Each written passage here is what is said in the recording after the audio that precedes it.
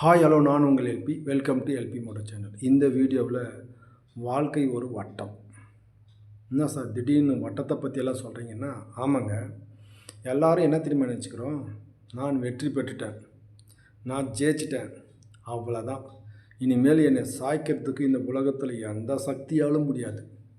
அதே மாதிரி இன்னொருத்தன், நான் தோத்துட்டேன், இனிமேலுக்கு சக்ஸஸ் பண்ணுறதுக்கு எனக்கு எந்த வழியும் இல்லை, அவ்வளோதான், என் வாழ்க்கை முடிஞ்சுதுன்னு சொல்லுவாங்க.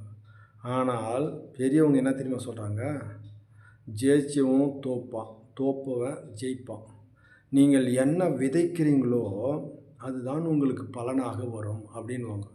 நிறைய பேர் ஜெயிச்சு தான் என்ன தெரியுமா பண்ணுவாங்க, அது நல்ல வெற்றியாக இருக்கலாம், இல்லை கெடுதலுக்கு தரக்கூடிய வெற்றியாக இருந்தாலும் சரி, நீ என்ன விதைத்திருக்கிறாயோ அதை தான் நீ வாழ்க்கையில் நீ அறுவடை செய்வாய் அப்படின்றாங்க.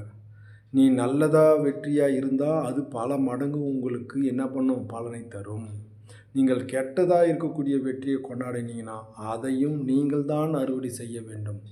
கலியுகம்னா என்ன தெரியுங்களா, அந்த காலத்துலலாம் ஒவ்வொரு ஜென்மத்துலேயும் என்ன பண்ணுவாங்க, யுகத்தில் ஒவ்வொரு மாதிரி, இந்த யுகத்தில் நீங்கள் பண்ணிங்கன்னா அடுத்து நீங்கள் இதில் வேறு மாதிரி இருக்கும். ஆனால் கலியுகத்தில் மட்டும் நீங்கள் விதைத்ததை, நீங்கள் செய்த வினையை நீங்கள் தான் அறுவடை செய்ய வேண்டும். அதுதாங்க வாழ்க்கை ஒரு வட்டம் சொல்லுவாங்க.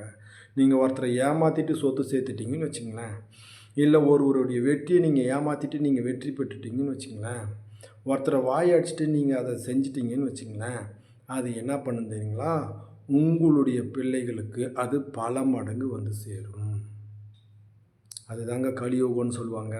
கலியுகத்தில் நீங்கள் செய்யக்கூடிய நல்லவையையும் கெட்டவையையும் கண்டிப்பாக பல மடங்கு உங்கள் கண் முன்னே அதை அறுவடை செய்து பார்த்துவிட்டு தான் உங்களை இந்த உலகத்தை விட்டு கடவுள் எடுப்பார். இது உண்மையான சத்தியமான வாக்குங்க. அதுதாங்க வாழ்க்கை ஒரு வட்டம்னு சொல்லுவாங்க. நீங்கள் ஒருத்தருக்கு நல்லது செஞ்சுருந்தீங்கன்னா பல மடங்கு உங்களுடைய கண் எதிரிலே உங்களுடைய பிள்ளைகளுக்கும் பேரப்பிள்ளைகளுக்கும் அது சேர்றதை நீங்கள் பார்ப்பீங்க. நீங்கள் யாராவது ஒருத்தருக்கு கெட்டுதல் செஞ்சுட்டு இருந்தீங்கன்னு வச்சுங்களேன், அதையும் உங்களுடைய பிள்ளைகளுக்கும் பேரப்பிள்ளைகளுக்கும் நீங்கள் நேரடியாக பார்த்து அனுபவிச்சுட்டு பின்னாடி தான் இந்த உயிரானது இந்த உலகத்தை விட்டு பிரிய வைக்கும். அதுதாங்க வாழ்க்கை ஒரு வட்டம்னு சொல்லுவாங்க.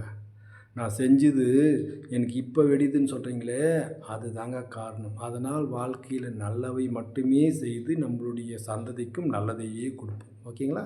தேங்க்யூ.